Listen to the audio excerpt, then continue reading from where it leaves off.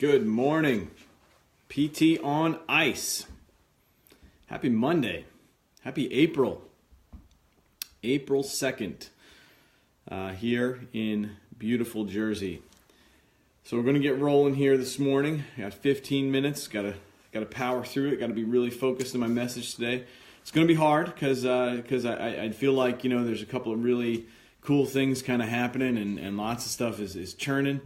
So we'll see if anyone joins, but I'm going to go ahead and get started with the clock. I found the watch. Good news for those who are following. The watch was lost. That was a little bit difficult for me, a little scary, but the watch has been found, and we're back on track here. So good morning. I see a couple of people have jumped on.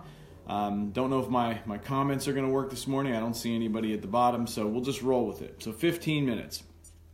All right, so today is a pretty simple message. I don't want to say a focused message because that would be a little bit redundant, but to the focused goes the spoils. And the reason why I'm doing that is because it is going to be a really, really intense, crazy month of April. I don't know if you have anything like that going on, but I certainly do. We are in spring break here in New Jersey, which ironically enough has snow on the ground. So this morning I woke up and there's a couple inches of snow on the ground and plows are rolling outside. Which is a little bit of a nightmare.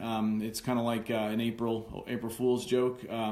Was yesterday, I guess. April Fool's was yesterday. It was a nice sunny day, green outside, beautiful. Thinking finally spring is here, but apparently the groundhog saw its shadow and predicted 37 more weeks of winter. So we're into another snowstorm here. So a couple of things to just know from an announcements perspective. I'm looking forward to those who are making the trek to Vegas. I'll be getting on a plane later this week and heading out to RJ's place. I can't wait to check that out and see everybody. That's looking good. We had some banter as far as the faculty recently, talking a little bit about what people are talking about, and it's going to be solid. So if there's anybody who's in that kind of like last minute looking for something to do this weekend, Vegas, that would be the place to be. So jump on a plane to get out there. Other things to know is the Opportunity Vault is going well. So if you don't know what that is or you haven't heard, this is my own little way of trying to get a little bit of micro lending going. I mentioned it last week or the week before, and Jeff has decided to see my marathon and up the ante a little bit. So if you haven't seen that, I'll throw the link in at the end there. It's aphpt.org/Opportunity Vault. And I'll try to find and link Jeff's video where he announced it. But ultimately, the punchline is more raw vegan, please. And so ultimately what that means is Jeff has decided to go raw vegan for months, by the sounds of it, months for your pledge. So that's pretty cool. I'm impressed with that. That is going to be a serious endeavor on his part. So we'll see how that rolls. And then finally, we've got some of these big things that have gone on, and one of them being this Lancet series that came out on low back pain. And I think that combined with this book that I'm holding in my hand right here, which was a gift that was sent to me, and I have some ideas about who may have sent that, but they're right now still a mystery gifter. But I got this over the weekend, and I'd gone for a long run. Oh shit! I better start. Oh, it is good. I started the clock. I went for a long run. And 2.5 hours on the run, which, after 2 weeks ago, I hadn't run more than maybe like 25 minutes or 30 minutes.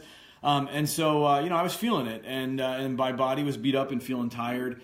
And then this book arrives, which is, right on track, Endure, and it's all about sort of fatigue and pain and how do endurance athletes get through things.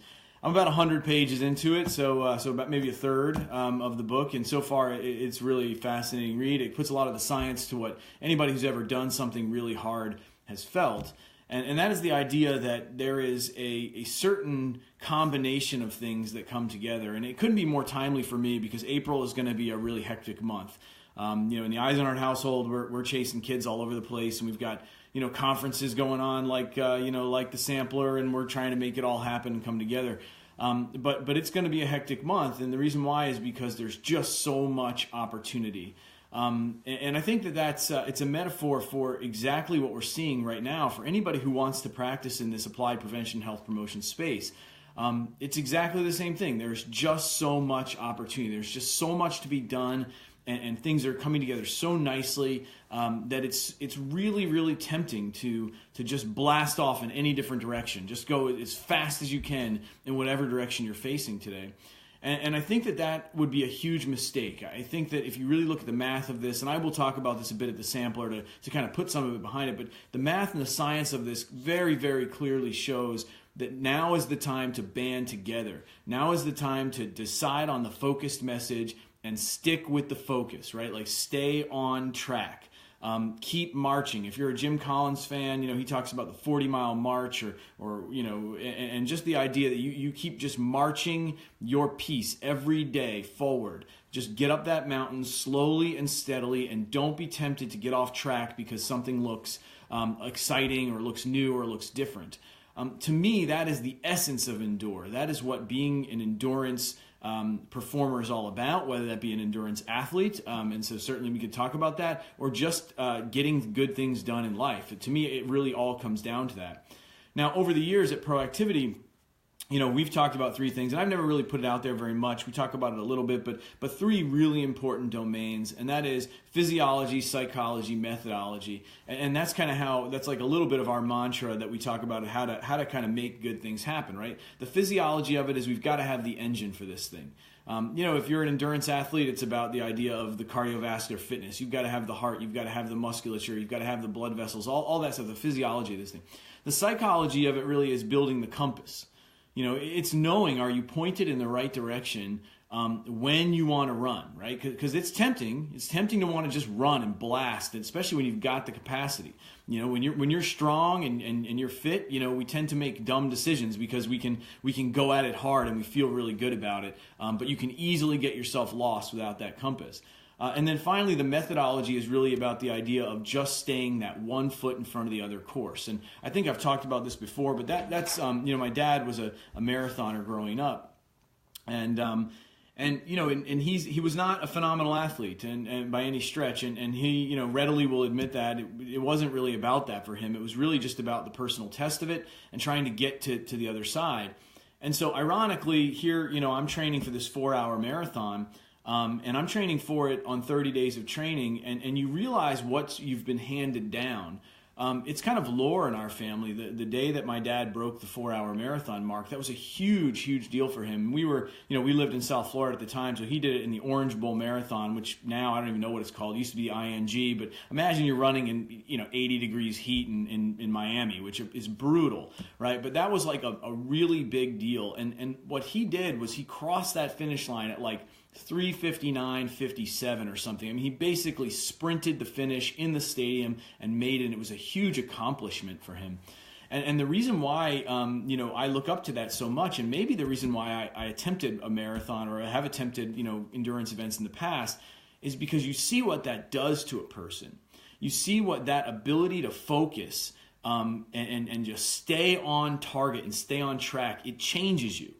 It changes everything that you're about. It changes your view on life. It changes your ability to withstand pain. It changes your ability to just to push through barriers and to not get off the path that you want to be on. And so that's really what I think the message at this point for me really is. I mean, I sat down yesterday and I wrote down my to-do list. I mean, my to-do list right now, if you have a life like I feel, if you're actually experiencing what I'm feeling, I empathize with you. My list it's ridiculously long, and it's the problem of success. These are opportunities. They're amazing opportunities, and if you're following along with this applied prevention health promotion thing, you see it. I mean, you're starting to see it. We had cohort 6 or the 6th unit last night in the cohort, and people did their final projects, and it was solid. I mean, but there's opportunity everywhere. We had people talking about pain. We had people talking about athletes. We had people talking about, trying to change their community with their sleep. We had people talking about going to their employers. We had people going to their community to other employers. I mean, there's just so much potential here. Now, on the one hand, that makes me incredibly sad, right? That there's so much potential here, that you can do so little and have such an impact, because that's how far gone we currently are. But on the other hand, it's more exciting than ever to know that people are not afraid to do it. So the engine is being built, right? So if you're using this, I can't quite use the build the bike analogy that Jeff likes, because this particular one has an engine. This has an engine. The engine is built. And if you don't have that engine, I would say lock on and get involved and start to meet the people who are coming out of this course. Like get to know the CERT APHPTs. Look for those folks and start having conversations with them, because their thought is now organized. The emotions and the information was probably there in advance, but now their thought and their stream of thought is organized. And that is really, really powerful stuff. And that's kind of the next piece, right? So you've built the engine. Now it's time to build the compass. And that's what we've got. We've got this beginning of some organized thought. And what I would really stress to everybody, if you're hearing this or you listen to this, what I would stress to you is now is the time to band together tightly. Because that's how change really happens. And the beauty of it is you do not need that many. If you're going to endure, you don't need many, right? You band together tightly and you stay connected. When that happens, really, really solid things happen. And so that, that kind of all over the map idea is really what I'm talking about. It's the idea of, can you stay focused, right? Can you endure? Can you do this? But most importantly, do you have the people around you who are willing to say, hey, like, we're with you. We've got your back. And sometimes we've got the front, and sometimes we've got the sides, and sometimes we're above, and sometimes we're below, and like whatever the case may be, but we're banded, we're bonded, and we're ready to march. Now we're there, right? Now we're there. And I guess that's kind of the message that I want to sort of get out there, is that we know, if you read anything, I mean, you read a little bit of Daniel Goleman and sort of his work, and Richard Boyatzis and their work. I mean, they very clearly show you. I mean, if you read anything about meditation and mindfulness, and you read anything about those types of mental focus, you read anything about martial arts, you read anything about endurance sports, you read anything about focused training, it's all the same stuff. It's, can you get your mind on this? Your body will do what your body will do. You can get your body to do amazing things, but only if you can get your mind to a level of focus that keeps you on track long enough. And so I guess that's my kind of sort of final take-home piece here this morning, is that if you want to be victorious, if you want, whether it be that contract in your community with an employer, whether it be, that goal you've set out for yourself, whether it be building your business. I mean, we're seeing lots of people building businesses now, right? They're saying, hey, man, I'm going to do this. I'm putting my foot in the water. I'm going to build a practice. I'm going to start, linking up with other people. I'm building this thing, right? If you want to do that, it's not about how hard you can go. I mean, that's really the truth. It's not about how hard you can go. It's about how hard can you go for how long? Can you stay going hard? Can you continue to go hard long enough, whatever that is, right? Can you march long enough? And when it really gets shitty, when pain begins to settle in, when you start to question yourself, when other people question you, when you seem just too crazy, looking at me that time, just too crazy, are you willing to continue to endure? Are you willing to continue to put one foot in front of the other? That's the methodology, and that's what I know for me, that's what we learned as kids. We'd say, hey, Dad, how do you do this? Like, what is this all about? And he would say, running is simple. You just keep putting one foot in front of the other. And that's all it takes. You just keep moving forward. And to that regard, I mean, you learn a tremendous lesson and a tremendous respect. Because it's not the biggest or the strongest or the fastest or the smartest by day, for sure. None of those things. We like to put those things on a pedestal. It is none of those things. What it is it is the person who is willing to stay on target, stay focused, and keep slogging forward. And so in April, if you're anywhere near New Jersey and you've got inches of snow on the ground, in April, this is not Minnesota, this is not North Dakota, this is New Jersey, we're supposed to have green. But in April, we've got snow on the ground. It's easy to lose track. It's easy to lose sight. Now is the time to sort of bear down, knuckle down, and keep moving forward. And what I would tell you is that there are more and more people locking on to that. And when we lock together and we move forward as a unit, as a mass of people, that's when change gets done. So if you watch that Lancet series and you're looking at low back pain, it's easy for you to go in many different directions and want to sprint as hard as you can because this amazing thing has happened. I would say don't do it. Stay on track. Stay on target if you're a Star Wars fan. Okay? And if we do that, then change will happen. So I'm going to leave it there. I've got 1 minute and 15 seconds to wrap this thing up. It's very, very simple. Unfortunately, it's also very hard because it's so simple. Because we live in a world that's dying to take our focus away and just have us distract in any different direction we possibly can and run around there for a while and then run around there for a while. The exploration part, it's so tempting. We can't always explore in any different direction. Sometimes we have to march. And what I'm going to tell you is that, now is that time.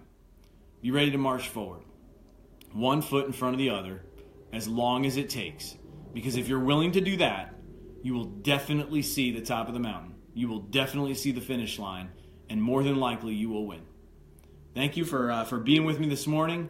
Have a great week despite the snow. It is only Monday. It's a great Monday. It's the first Monday in April. Things are going to get green. Things are going to get tempting. Keep marching. Make it count.